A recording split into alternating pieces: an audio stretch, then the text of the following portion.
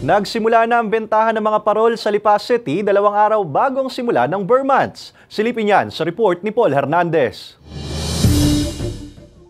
Kumukuti-kutitap na sa bahaging ito ng JP Laurel Highway sa Lipa City, Batangas dahil sa mga nakasabit na makukulay na parol. Yan ay kahit 2 araw pa bago ang simula ng Burr Months. Para nakita yung bumibili, sir, para yung magkakambas, ganun, dadaanan.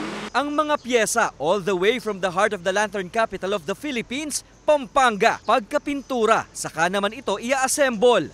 Excited po ako para sa mga pailaw para sa Pasko. May mga nagpapareserve at bumibili na rin daw ngayon pa lamang. Maraming pagpipilian mula 3D parol, Capiz lantern at Capiz balls. 700 pesos hanggang 7,000 pesos ang presyo depende sa laki at disenyo. Kasi August na, ngayon, bukas niya na, September na.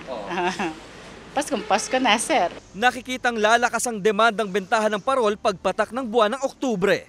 Kasama si Kel Ravaca, Paul Hernandez, Balitang Southern Tagalog.